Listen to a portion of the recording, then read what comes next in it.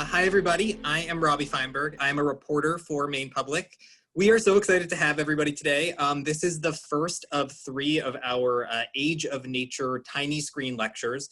This one is called Maine's Forests, Learning from the Past and Planning for a Different Future. And so to start, we want to give a huge thank you to our partners and supporters who've made this series possible. And so we've got the Nature Conservancy in Maine, the Maine Education Association, and the Maine Mathematics and Science Alliance. So thank you all so much. And just as some details about the documentary series, Age of Nature starts on October 14th on PBS, and it'll cover a lot of the topics that we're going to discuss today. I got a sneak preview of it that I got to see, and I'll tell you all, it is really, really good. So you should tune into it. And we have details for that on our website. You can just go to mainepublic.org to learn more there. So the way that this is going to unfold is that we'll hear from our speaker first, and then we will have a discussion that follows with our panelists on what we've just heard. And I'll introduce them. I'm very pleased that these experts have taken the time to participate. So we've got Bree Bowman. She is the FOR Maine Program Director at the Maine Development Foundation. Mark Berry, the Forest Program Director at the Nature Conservancy in Maine. Red Fong, the Relearning Place Program Manager for the Southern Maine Conservation Collaborative.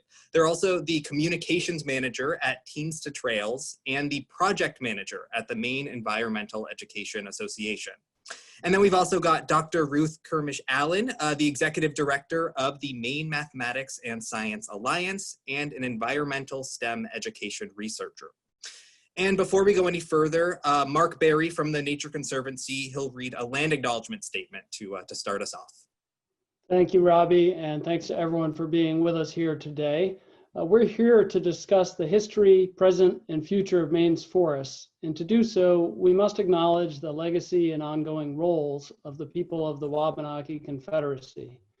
From wherever in Maine most of us are tuning in today, we do so from the ancestral territory of the Wabanaki people.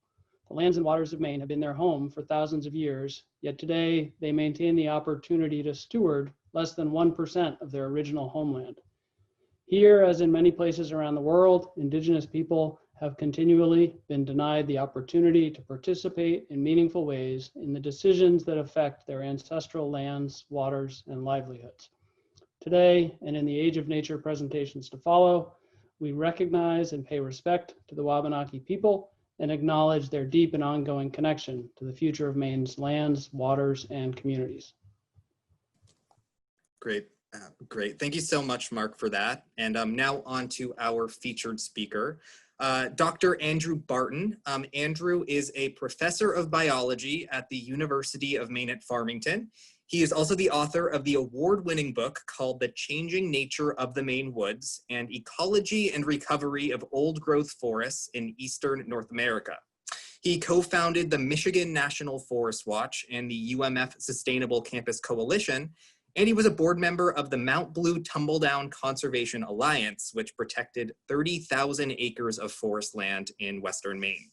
Dr. Barton received his AB from Brown University and his PhD from the University of Michigan. He's been in the biology group at the University of Maine at Farmington since 1996. Welcome, Andrew.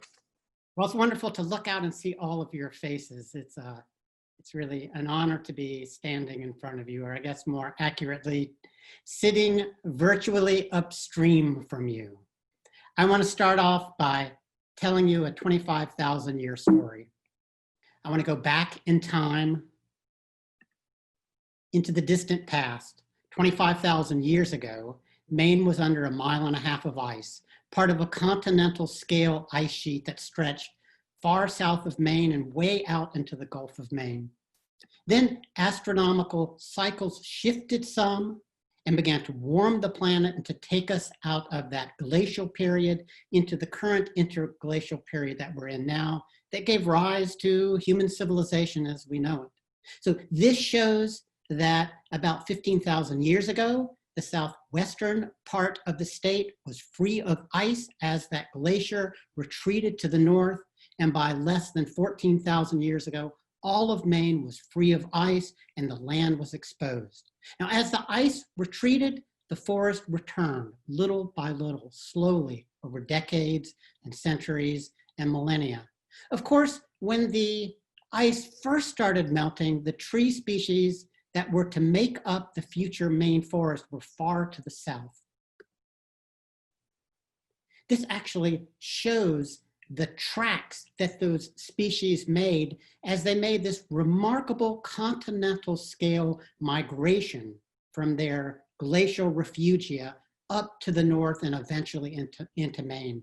Those numbers are thousands of years. And what it shows is that the spruce species, which are shown on the left, arrived in Maine around 14,000 years ago or so. And then white pine on the right arrived 2,000 or 3,000 years later. You might wonder how we know this stuff.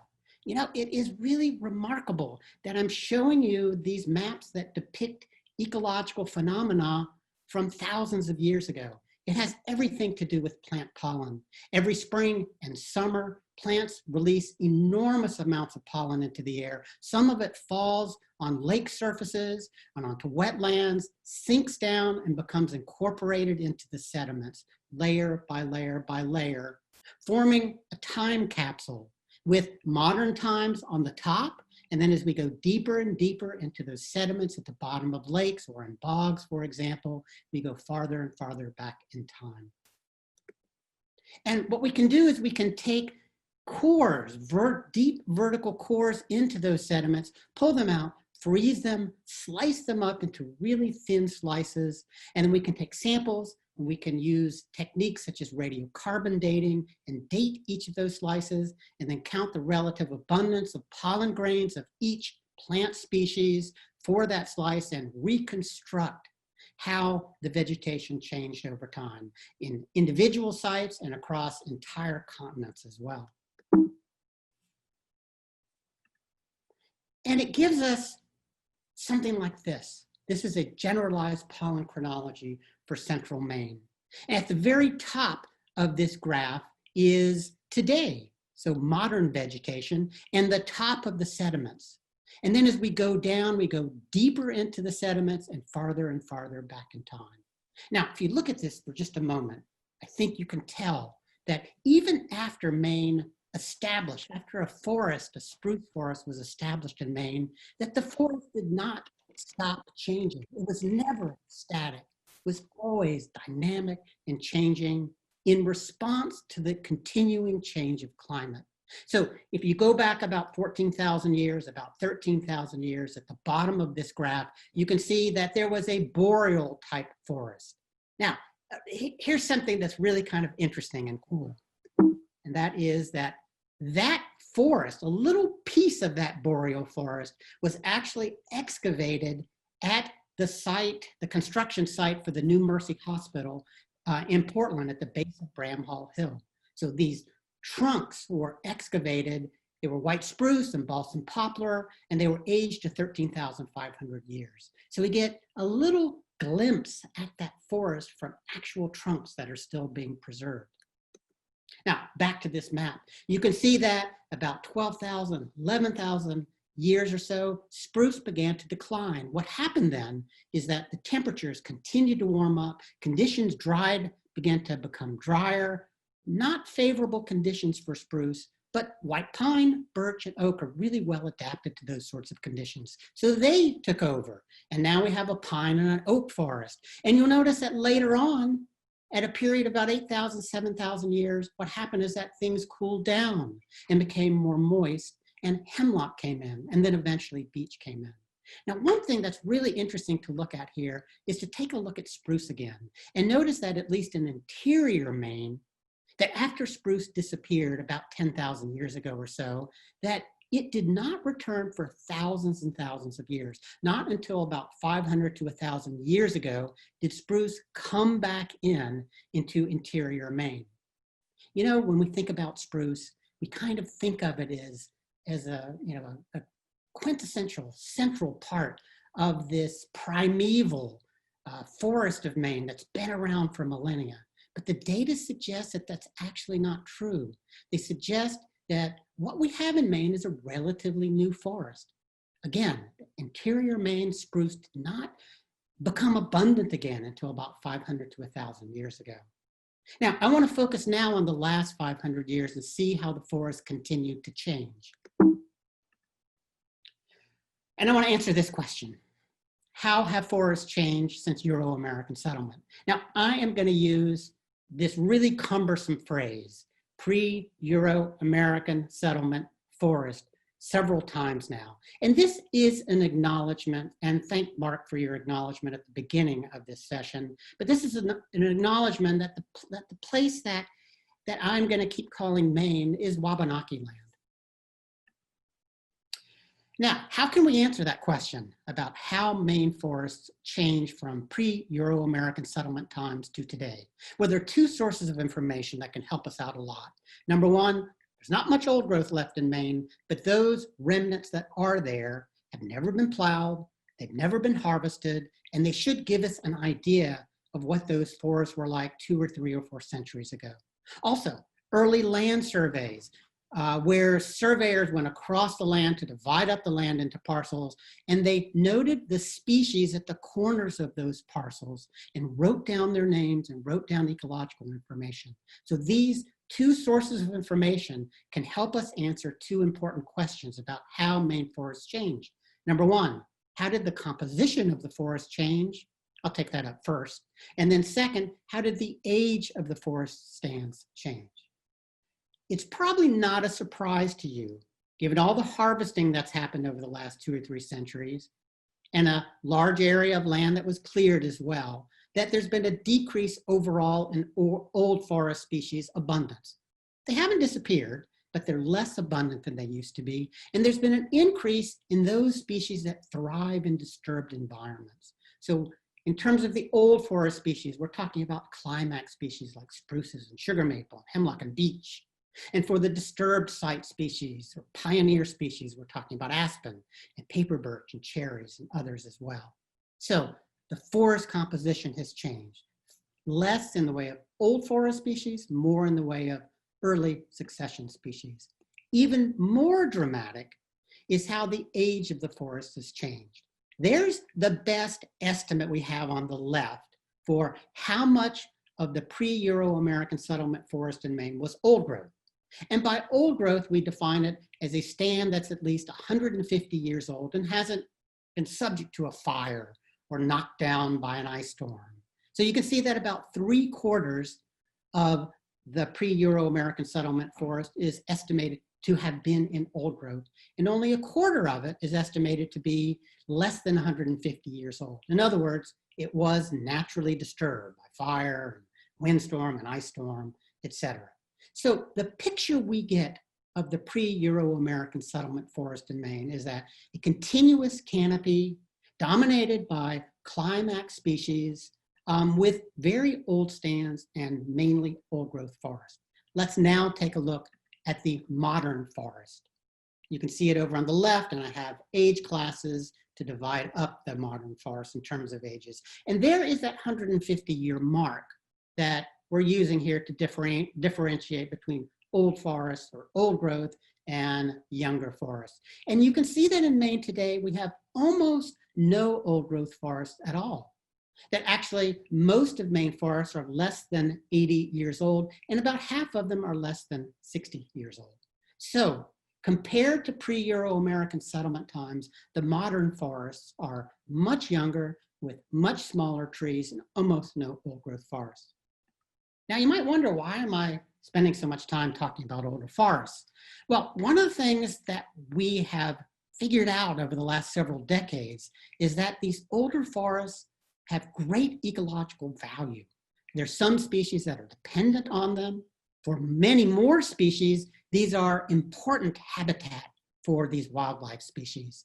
Recent research has suggested that these cool, moist, shady forests actually are providing refugia from the impacts of climate change for species that are particularly climate sensitive. Now think for a second about an old growth forest. There's an awful lot of wood in those forests. Live wood, dead wood, decomposed wood that is in the soil. So this probably doesn't surprise you that they store an enormous amount of carbon. That's carbon that's in the forest ecosystem rather than in the atmosphere warming our planet. The other thing that's really interesting that's been discovered in the last decade or so is that these forests, no matter how old they are, continue to absorb carbon from the air and sequester it in the forest ecosystem. Now, let me just take a little side trip here for a second and talk about one particular narrow group of species, and that is birds. So this is from a wonderful publication by Maine Audubon called Forestry for Maine Birds.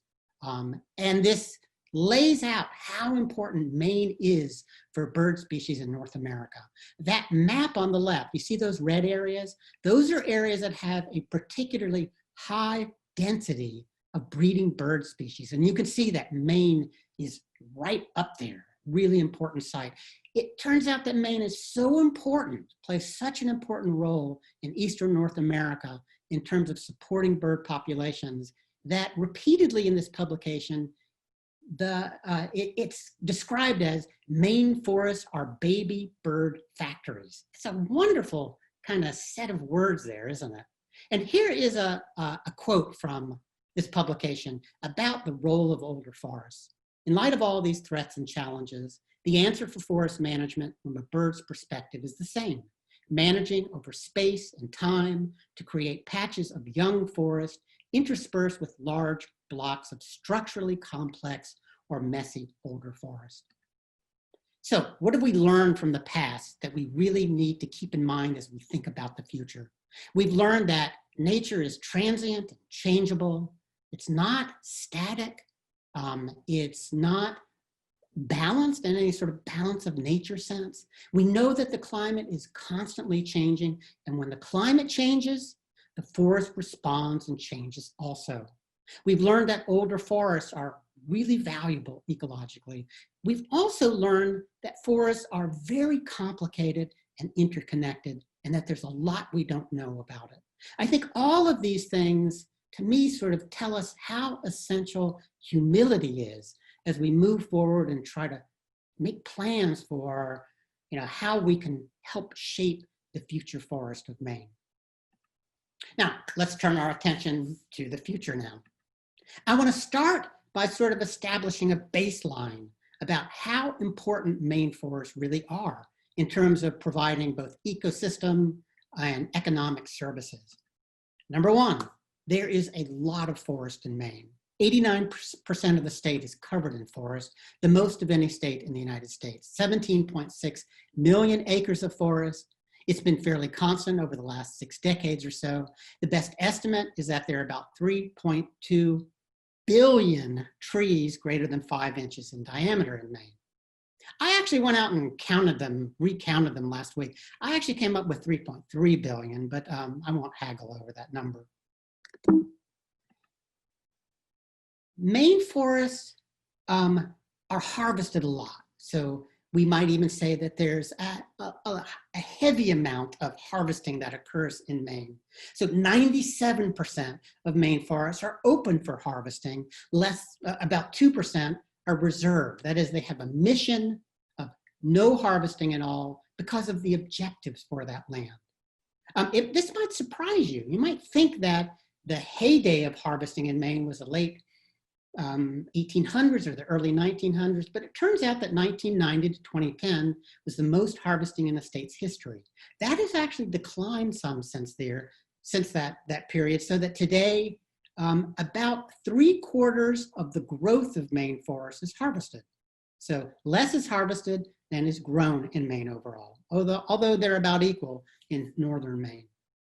Surprisingly, for the first time since 1981, in Maine, growth exceeds harvest for hardwoods, for softwoods, and for both of them combined for the entire state. Now, given that past slide, it's probably pretty clear that Maine forests are important economically. $8 billion of total impact, almost 40,000 jobs are associated either directly or indirectly with the forest and the Maine products industry. That's about 1 in 20 jobs. This doesn't even include the forest ecotourism industry. One last thing that we've kind of discovered fairly recently, and a lot of it is because this wonderful study that's referenced here in the lower left-hand corner, and that is, it turns out that our forests take up a tremendous amount of carbon dioxide from the atmosphere. That's not surprising. Think about this for a second. 17.6 million acres, 3.2 billion trees. Imagine all of those trees in the growing season, their leaves out in the sunlight, carrying on photosynthesis and sucking up carbon dioxide from the air. They suck up so much carbon dioxide that it equals 60% of the emissions of carbon dioxide from human activities like transportation and other fossil fuel burning, etc. So this is a profound ecosystem service, if you will. It is sort of helping to buffer our carbon emissions over time. And the thing is, really interesting, is that there's potential for even more uptake by our forests, something that maybe we'll get to a little bit later. So, as you know, Maine forests face serious challenges. I'm sure that's one of the reasons that some of you tuned in today. And I only have a chance to sort of give you kind of a sense of what those challenges are. One set of challenges is from non-native insects and fungal diseases. I show only 3 of them here: the emerald ash borer, hemlock woolly adelgid, and beech bark disease.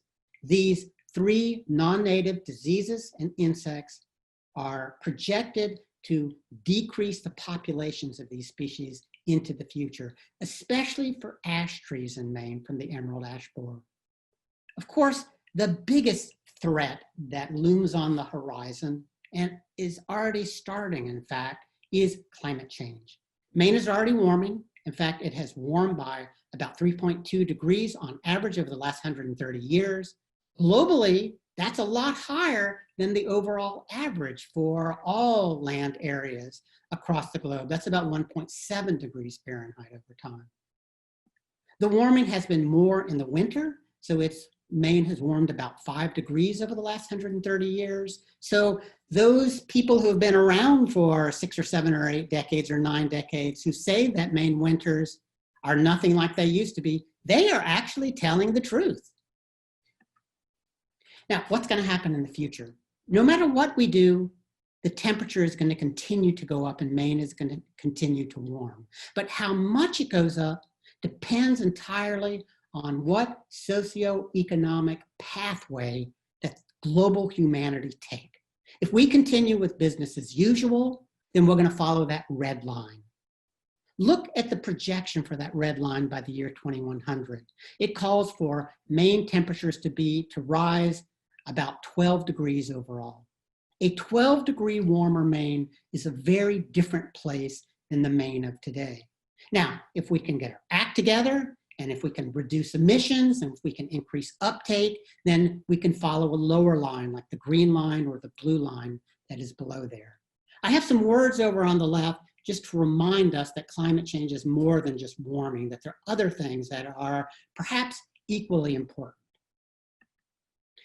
Now, as we think about a warmer future, I think we need to recognize that Maine potentially the forest is particularly vulnerable to climate change. And that's because Maine is an ecological transition zone.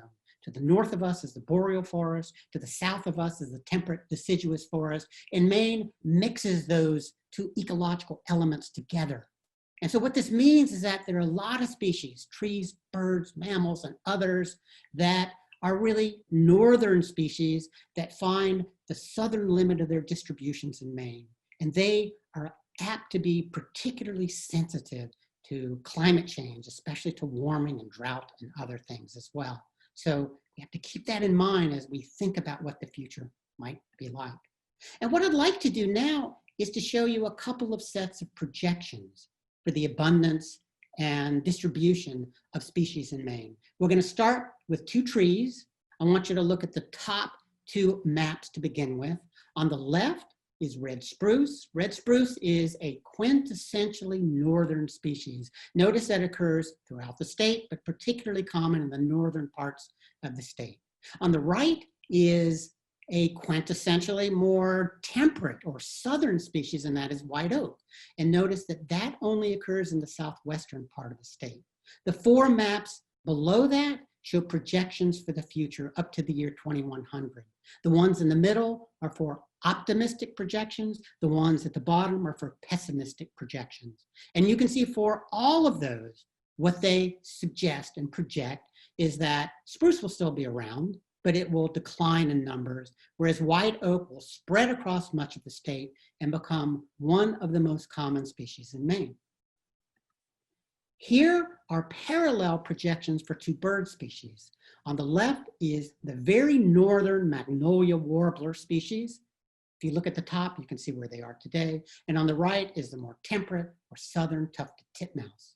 The projections are saying that magnolia warblers will become less abundant and tufted titmouse will become one of the most common species in Maine. Here are the projections for which species on the left we expect to decrease, and then on the right, the species that we expect to increase as climate change ensues in Maine over the next century. Now, I probably can't really emphasize enough how important it is to avoid that red future socioeconomic path that would lead to about a 12-degree increase in temperature in Maine and a lot of increase in temperature across the entire globe. The consequences of this would really be pretty dire, and that has been spelled out very clearly in a report from the Intergovernmental Panel for Climate Change in a report about 1.5 years ago or so.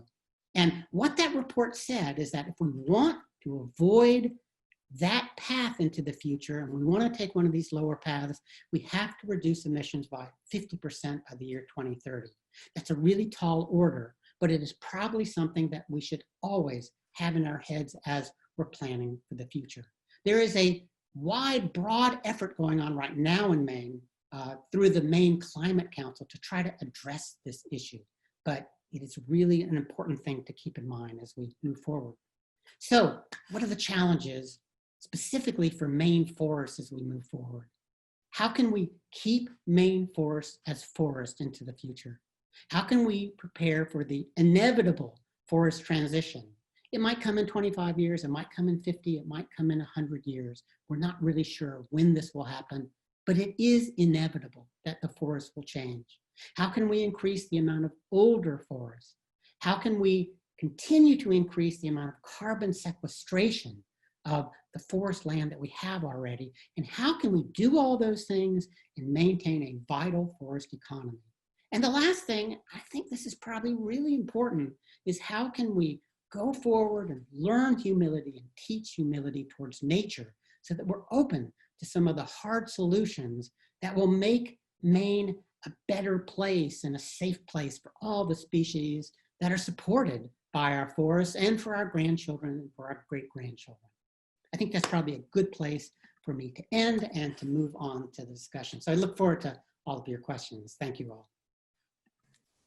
And thank you so much, Andrew. That was really terrific and just so wide-ranging. I feel like I am left with a million different questions from there, as I'm sure that our audience is, and I'm sure that our panelists are as well. And we do have a wonderful panel of guests here. And again, I would love to encourage anybody in the audience. I've been seeing a few questions come in, but feel free, if you have questions, put them in the chat, and I will try to get to as many of those as possible. I want to start all of this off, actually, I want to kind of introduce our panelists and have them explain. We've got a really great panel here with such a wide range of perspectives. So I just want each of our panel to really kind of introduce themselves and really explain what they are doing and kind of their initiatives right now. So let's start with Mark Berry with the Nature Conservancy in Maine. Thank you, Robbie, and thank you, Andrew, as well. So the Nature Conservancy works toward a future where people and nature thrive. And my role here in Maine is the Forest Program Director. As we've heard, Maine is 89% forest, and it's really my role to think about the future of Maine's forests. We work collaboratively with lots of partners, including some of my fellow panelists here, and get to think not only about the future of Maine's forests for wildlife, but their role in functioning as our watersheds for our ponds, lakes, streams, and rivers, their connections to the Gulf of Maine, their vital role in our economy, both for forest products and our outdoor recreation and tourism economies, and that they support our quality of life. So it's a pretty diverse set of responsibilities. A lot of my focus is on leading our conservation projects, supporting those of partners, and especially focusing on the important role of forests in absorbing and storing carbon and providing resiliency to climate change. Great, great. Well, thank you so much, Mark. And now I want to turn it over to Red Fong, who I know that they are involved in several different groups. So I'll let you explain it, Red. Hi everyone, Red.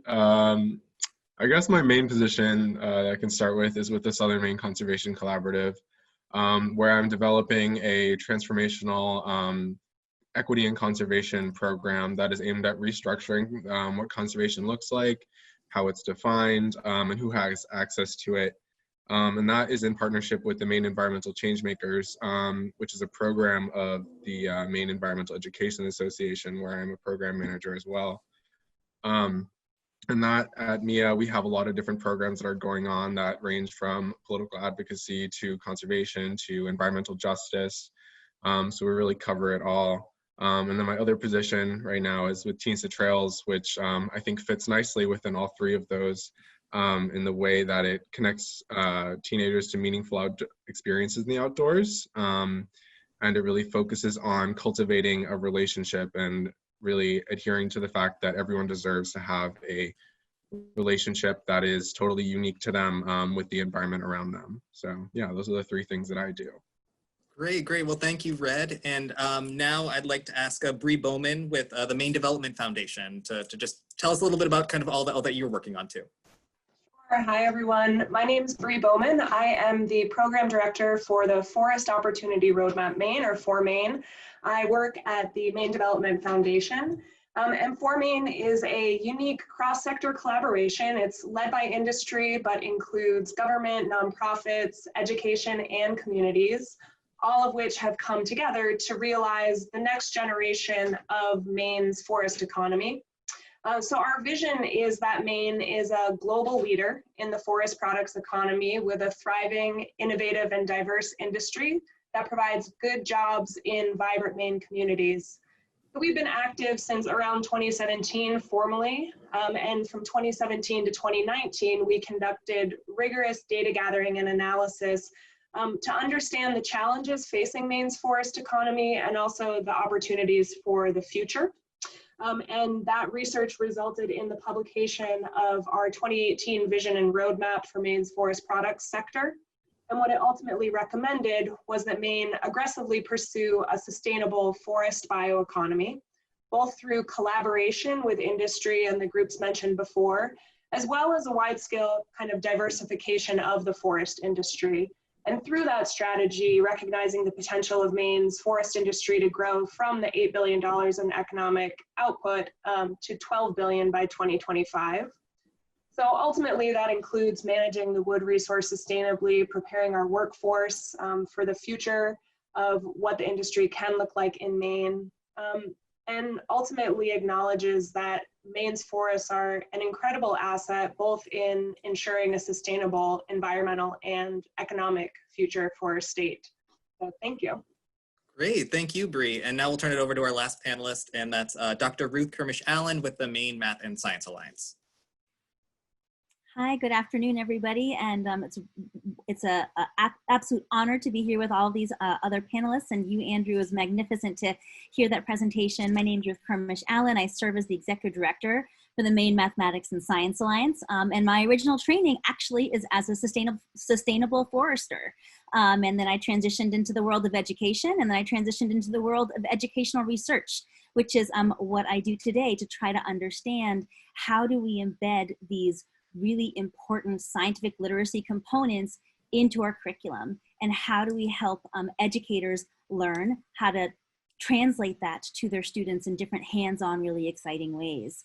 So the work of the Maine Mathematics and Science Alliance, we work across the entire state and in many ways with rural communities across the nation to understand how do we support educators in providing the most cutting edge science, technology, engineering, and math education that is possible. So the past couple of years, something related to the work that we heard about today, in partnership with the Maine Environmental Education Association and many others, we did a census across the entire state to understand how is this connection to Maine's natural heritage being as far as forestry, sustainable forestry, connections to natural resource economies, how are they being discussed in the classroom? And we found that there are magnificent examples of how environmental community-based learning is happening in our classes all across the state. So we'll share that resource in a little bit.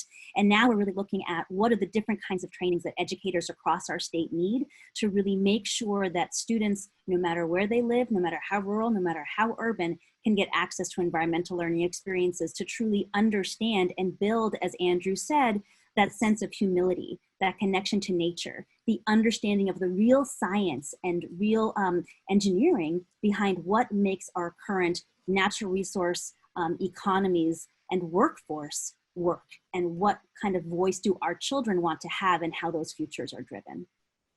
Great, great. Well, thank you so much, Ruth. I'm seeing we're already getting so many questions in the chat, which is really, really great. And I know we only have, I think, probably 20 minutes, so I'm going to get to those shortly. But I did just want to ask our panelists first. So as you've heard this presentation from Andrew, him really talking about, you know, where we've come, but also the challenges that we really do face as a state, I guess, do you all just have takeaways that you just want to raise initially? Just kind of what this presentation really leaves you thinking about right now?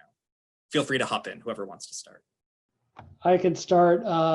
Certainly, I think about Andrew's presentation daily, and really appreciate how well he framed some of the big issues and challenges. For me, looking forward, some of the key outcomes that I think are important for us to focus on statewide, first are keeping our forest on the landscape. Our forest plays all of these incredibly important roles that Andrew summarized. The starting point is making sure that we have a forest and we have the opportunity to influence its future. That's vitally important on climate change in particular. Whenever we lose forest, we're creating a new source of emissions and we're losing an opportunity to capture carbon. Second, I would say, the work that Bree's involved in, and in general, maintaining a forest economy is both a tool to help keep forest on the landscape because it allows private landowners to earn an income from their lands. And it's a climate change opportunity in its own right, especially if we can innovate and shift the mix towards more durable forest products that store carbon for the long term.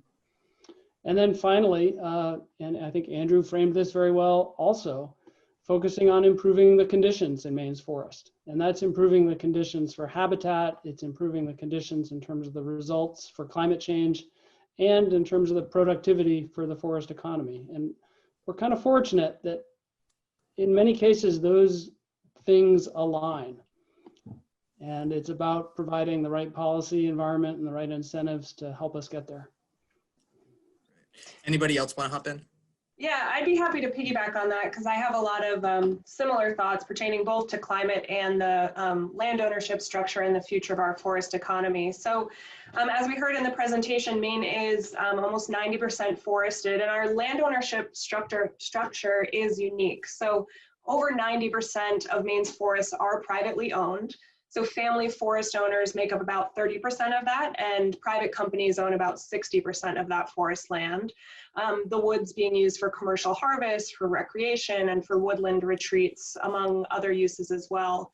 And so with that in mind, I think what came up for me is how interconnected the future of our forests are with a healthy forest economy. So we know that one of the most effective ways to ensure that forests remain forests is to preserve value to landowners through some exciting opportunities and expanding markets for sustainably harvested wood. And that, of course, can occur through the diversification of Maine's forest products economy. And ultimately, we know it's in the landowner's best interest to ensure the longevity and health of their forests, and a strong market for forest products is going to be one of the ways, part of the puzzle for advancing that into the future. I also do want to just re-emphasize the point that Maine's forests are so important in meeting our climate goals for the state. So we heard the stat of, they help offset 60% of emissions. And then when you add the kind of products that Mark is talking about, long-lasting, durable wood products to that, we see another 15% of the emissions stored after harvest as well. So this is something that Maine's Climate Council's technical committee is modeling, determining how to accelerate or maintain levels of carbon sequestration and storage. And really, I think that increasing these markets for durable and long-lasting wood products that allow us to store carbon in materials such as, cross-laminated timber and structural round timber, also increase our opportunity to experience the beauty of the natural world in our built environment. So ultimately, I feel really excited about the possibilities within Maine's forests and how we can continue to work to develop new sustainable products with them. Great, great. Anything you want to add, Red or Ruth? Yeah, I'd love to speak to that and kind of push back actually on a little bit of the way that we actually construe our relationship with forests. I think like in Maine, we do obviously see the forest as a great economic resource, but that's a very one-sided relationship, and we're always asking the question, what can forests give us? But really, I think like moving into a more sustainable economy, more sustainable culture, we need to ask what we can give forests, because the type of relationship we've had in the past, especially based on capitalist-based economies that are strictly thinking about the amassment of wealth, we really forget the relationship has to be reciprocal in order for it to be healthy. And I think we can look to some indigenous sources to kind of start considering those.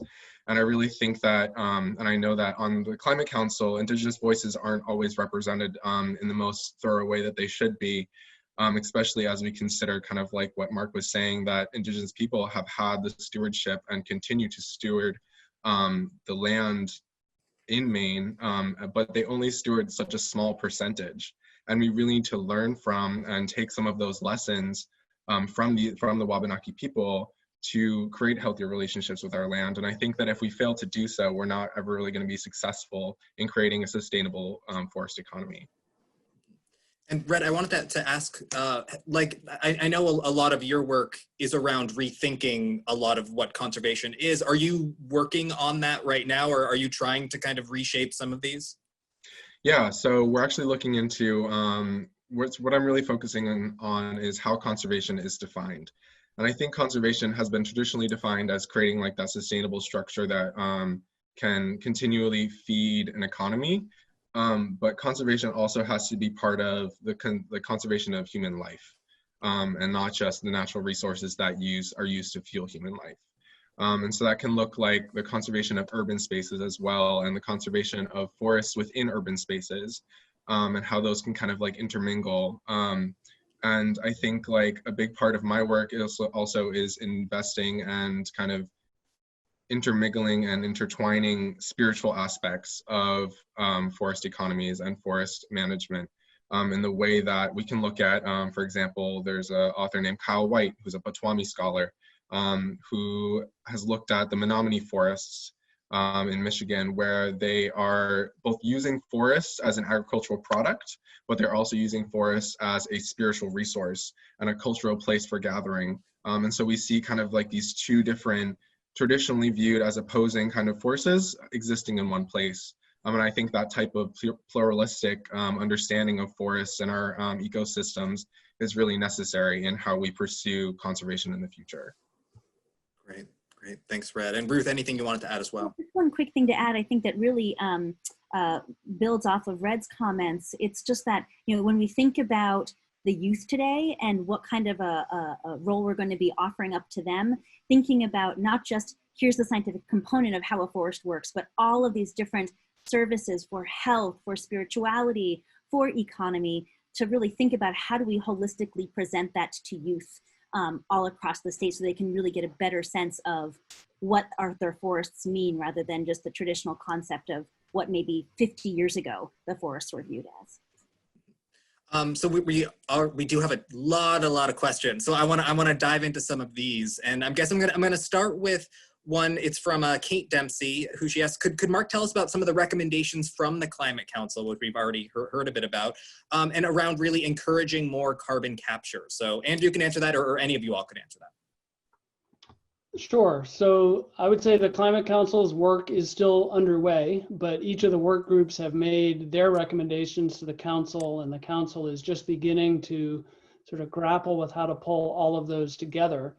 They do have a draft set of recommendations that the staff have prepared, and they call strongly to protect Maine's natural and working lands and waters, recognizing the incredible pool of carbon that's held there. And the other important values they have. And I'd point out that the council is not just about how we capture and sequester more carbon, it's also about how we keep our state resilient to the climate change that we're already experiencing and will experience. So some of their recommendations are very much in that space. They also call for increasing carbon sequestration in natural and working lands. And that includes both the forest economy aspect as well as the forest carbon pool aspect.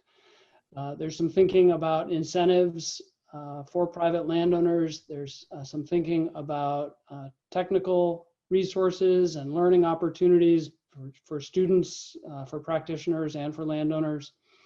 And there's a call for increased and improved monitoring and science going forward into the future. So there's a lot of detail there, and I don't think we have time to go much deeper. Mm-hmm. But I would say that the Climate Council has a great website, and I'd encourage people to have a look at that and find all of the reports there. Mm-hmm. And then I wanted to ask a little bit as well on the same subject, and we heard from Andrew about it, was the role that forests can potentially play in sequestering carbon as well, and just what role it should play.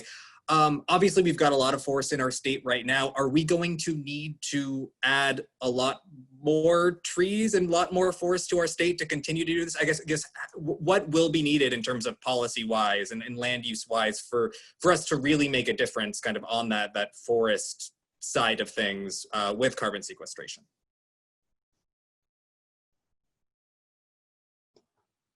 I don't know if you wanted Andrew to jump in there, but anybody. It's a huge opportunity. The scale of the opportunity that our forest presents is simply enormous. The pool of carbon in our forest is on the order of 2 billion metric tons. And so a really small incremental increase in our forest carbon can actually dwarf our annual emissions. So Maine has a real opportunity to be a leader in providing solutions because of our forests, in addition to because of our potential to innovate. But I would just stress that the scale of the opportunity here is enormous. Anyone else want to add to that as well? I'll just expand on one issue that Mark brought up, and that is that the Climate Council has been discussing, and that is how can we make it possible for some landowners, this is not going to be appropriate for all, but some forest landowners to actually be paid to let carbon accumulate and to turn carbon into an economic value in and of itself. And we're probably going to have to, there already is some of that going on in Maine. And I think to achieve what we'd like to, we're going to have to probably do more of that. It doesn't mean that the whole state is going to just be a carbon uptake kind of sink, but I think we're going to need to try to do more of that. And so we have to make it worth people's, worth the not cutting your forest, for example, or cutting it differently. We have to make it economically feasible for people to do that. So some things have to change, and there's a lot of discussion on the council about how we might do that in the future. I'll add to that as well that I know the University of Maine has some excellent and esteemed professors in the School of Forest Resources that are doing research to understand which combination of forest management practices can have the greatest climate benefits. So this is an active and ongoing area of research, and we're working to puzzle with some of the solutions that have been named to understand what the best mix is for Maine's forests, both to achieve our environmental and economic goals as well. Anything else from the other panelists want to add? Okay, great. And so what I'm also seeing from folks mentioning as part of this, I think Audrey, she's saying, there are no walls keeping Maine's air separate from everywhere else in the United States. And so we have, Maine talking about some of these things. What's going to be needed, obviously, beyond Maine to preserve the forests here in our state?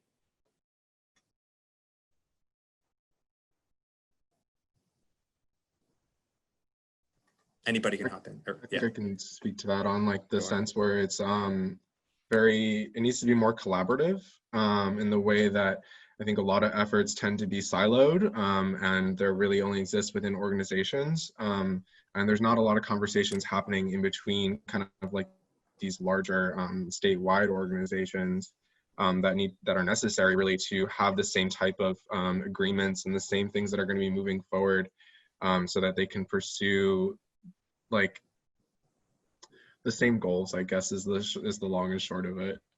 Mm-hmm. Sure. Anything else anybody wants to add as well on that one? Yeah, I'll just add that, I don't think that other than, the process of photosynthesis, across the board, simply educating folks around, well, what really is happening? How quickly will these changes really happen? How will it influence every single one of our families over time? If we were to think about conservation, the different ways that Red was talking about, what is that going to mean for each of us as a community and the benefits that could bring to a community? And so simply kind of like upping the ante on how we educate about the value of the forests is extremely important, not just in Maine, but across our entire country, and how that relates back to the cultural dynamics of each of those communities. Mm-hmm. Yeah, Ruth. And how do we, I know that that's a lot of what your organization does. I know that Red, your organization works on that too. How do we rethink that? I mean, this seems like a giant problem, a giant issue. How do we work to, get, people starting very young, but to really rethink so many of these issues? From the perspective that I have seen work, it's really rooting that conversation in community and something that is relevant to the learner themselves.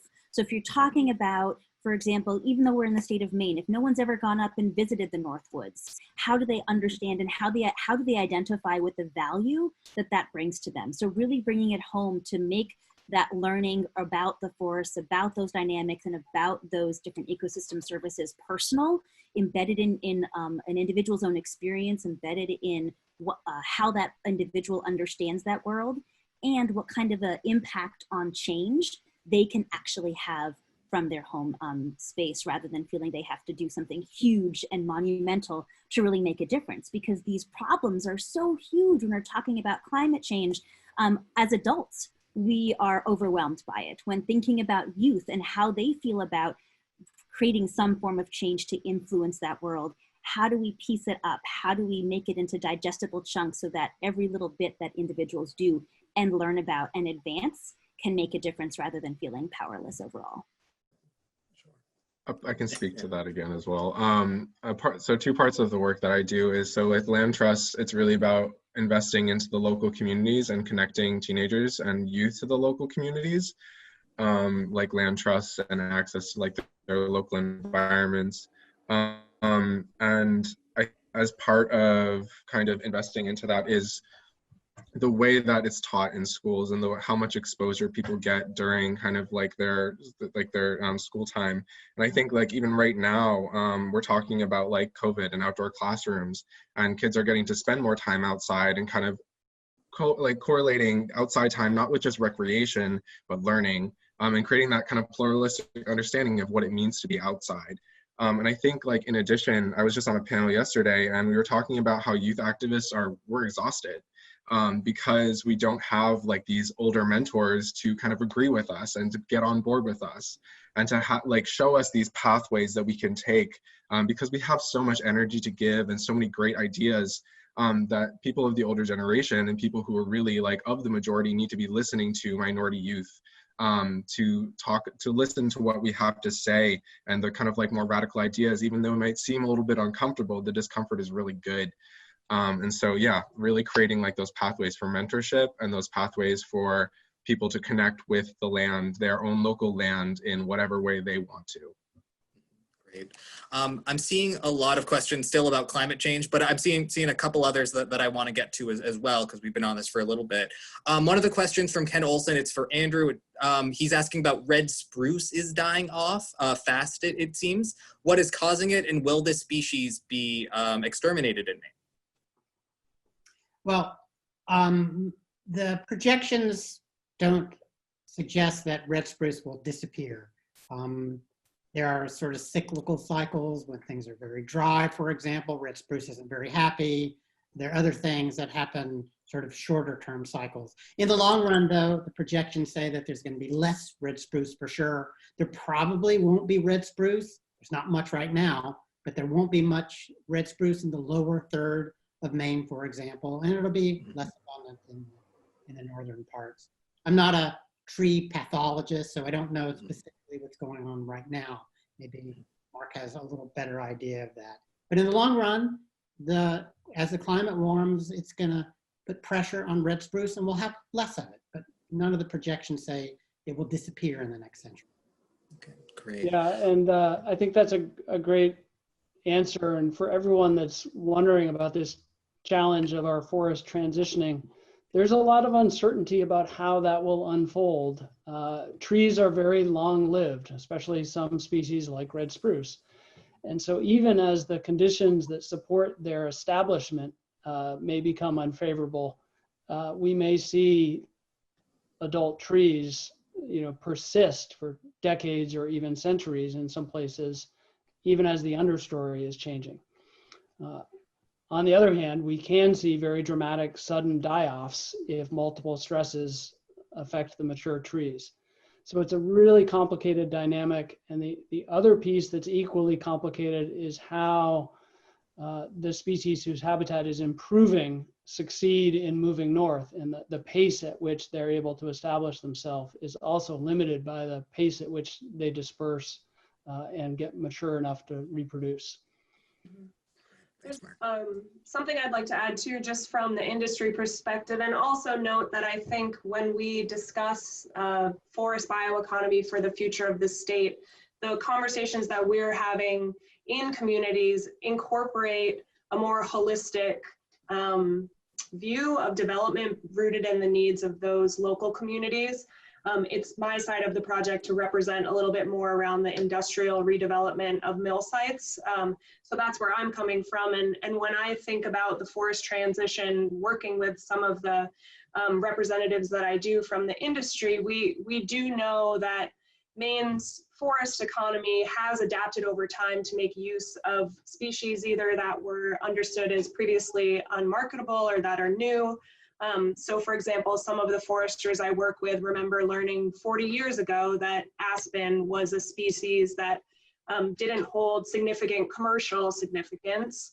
But now you can buy aspen lumber from Home Depot and it's perceived as a good wood for fiber. So we continue to kind of adapt and find new uses for emerging species. And I think we're able to do that better through increased monitoring and really understanding of our wood supply and what's possible within sustainable harvest levels.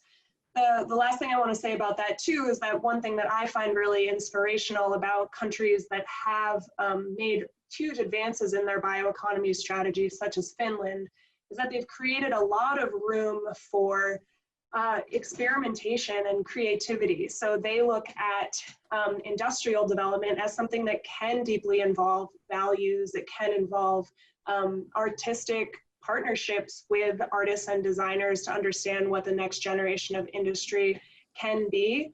And I think in my hopeful image of industrial development in the state, we're able to basically create strength and resiliency in our existing businesses so that we can tiptoe towards the opportunity to do more with that creativity and experimentation in our industry here. Great. I think we probably only have time for a few more questions, but I wanted to get to one. I've been seeing a couple of questions about forest management, and there's one from Jim and Harriet that says, for who and for what? Basically, how to work across many ownerships and society interests to assure that, future is going to be diverse, healthy, and productive. So what kind of models of forest management are we really going to need going forward? And, obviously for Bree, a question to you, but also to you, Mark. whoever wants to start. Well, I think your question is coming with acknowledgement that it will require a diversity of models and that we do have a diversity of landowners, each of whom will be making a lot of their decisions independently. And we as a broader society need to be aware of that. We can provide information, we can provide incentives, and we can provide policy guidelines or backstops. But with the majority of land being in private ownership and private landowners making their own decisions, there are some limits to how we approach, guiding that future. We also have, a lot of landowners, including conservation groups like the Nature Conservancy or the Appalachian Mountain Club or some of the larger land trusts that are managing forest land that have some different opportunities to innovate. And it's worth looking at our public lands. So the Maine Bureau of Parks and Lands is an excellent forest manager that is producing forest products and managing for other public values. Great. And anything, want to add, Bree or anyone else? Sure, I can touch on that a little bit. So I think the point about land ownership is particularly important here, and how really it can and should be an imperative to demystify some of the options for land management for particularly our small woodland owners in the state. So we have 86,000 small woodland owners, and just over a quarter of them report receiving any kind of assistance from a licensed forester. So what we understand is that most people that hold these small land ownerships maintain them as woodland retreats. So they appreciate them for wildlife, the opportunity to connect with nature. And that doesn't necessarily mean that they have a deep understanding of what kind of management practices can help them achieve their goals, either environmentally or otherwise. So part of the effort of For Maine in the next coming year and a half is to really increase outreach and engagement strategies with small landowners to meet them where they're at, understand what their goals are for their management, and really share a little bit about what the stakes are for why we need good management to keep our forests forested. Great. Anything else either panelists wanted to add or anything? I might add a little bit more on that. Bree, I think you did a really nice job of emphasizing the small woodland owners and their motivations. And in that context, one of the big concerns is generational change. Maine is a state composed largely of older people. Our demographics tell us that there's going to be a lot of turnover in our land ownership. And that's an opportunity for new people to develop relationships with the forest, but it's also a risk because many of those people will need to find an economic return as they age from their forest land. They may need to sell it.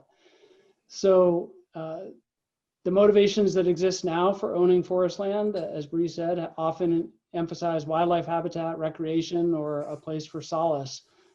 I think you'll see that understanding the value of forest to climate change can emerge as a motivation in that mix, and that young people can recognize that even 100 acres of forest land, which in Maine is a plausible size property for many people to consider owning, can have an enormous climate benefit, perhaps far beyond what they can accomplish through their own lifestyle.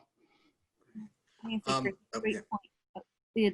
Just a great point, Mark. I think that's a really, really important, that knowing how quickly the ownership of that land is going to transfer over to a younger generation, I think again kind of puts into perspective the importance of the public K-12 world and how to really not leave that voice out of the picture. But there are some magnificent examples across the state about school forests, school nature centers, and how they are really utilizing the land that is on those school properties or adjacent or within a partner land trust to begin talking about those conversations with youth to really learn in place in that way. So there's some great examples across the state of school forests that are teaching that exact thing. Great. So I think we only have time for one more question, but a question I wanted to just ask all of you with this is, what do you all see as the biggest I guess, maybe challenge slash opportunity kind of going forward over the next, 10, 20 years? Yeah, what do you just see as the biggest challenge that our state does face, and, what are we gonna do? So maybe I'll start with you on that one, Red. I think that one of the biggest challenges in coming into the future is the evolving nature of Maine's demographic. We're seeing a lot of influx of immigrants and new Mainers, especially from the African continent, and what their expected relationship with kind of the land is going to be very different than the relationship that Maine has historically had with land. And I think to change our expectations of what we do with our land is going to be really necessary moving into the future. And I think that a kind of just an understanding and an underlying notion of like robustness and adaptive management, where you are constantly reevaluating your choices and your actions based on the information you're being provided by these populations. Great. Thanks, Red. Want to go to maybe Bree next?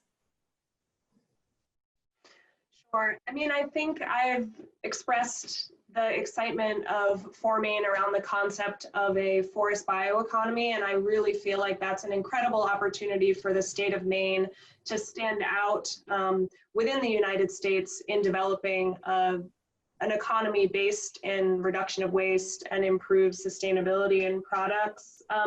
I think a challenge to arriving there will be just fostering the kind of alignment that's required, both between industry, government, and community, though I remain hopeful that that will be possible.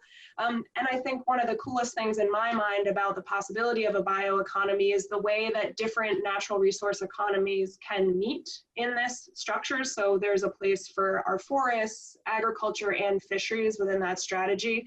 And I have a lot of hope that we'll get there as a state, and I'm very excited to be in Maine now. Great. Maybe let's go to Andrew next. I guess I would have to agree with Red and elaborate just a little bit that I guess my hope and what is essential in the future is people's relationship with the land. And I think kind of being reminded about how much turnover there's going to be and how many new people will be coming into Maine as well. We have to remember we might even have climate refugees over the next several decades as well.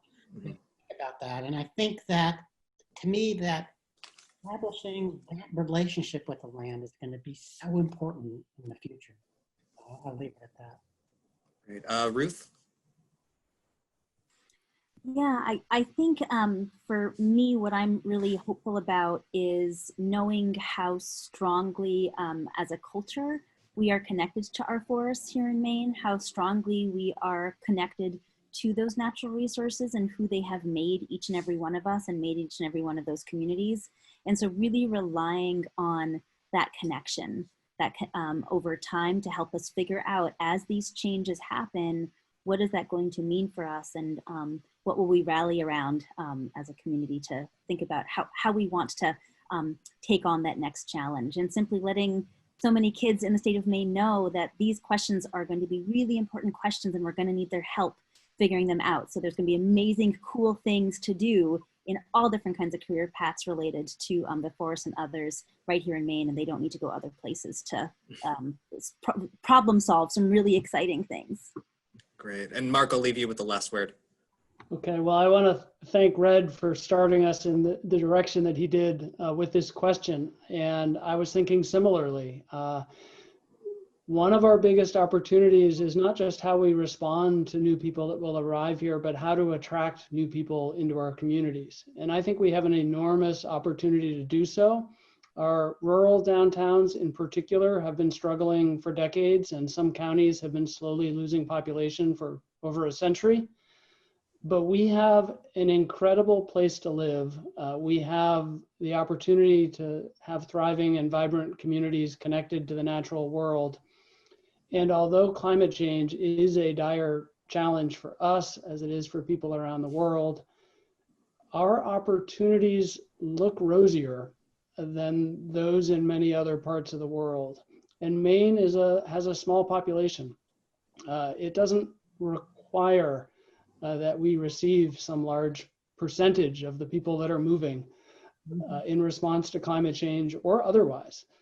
If we simply attract more of them, we can change Maine's future. So I see us with an opportunity to lead on climate change and to welcome new people into our rural downtowns while keeping our forest on the landscape.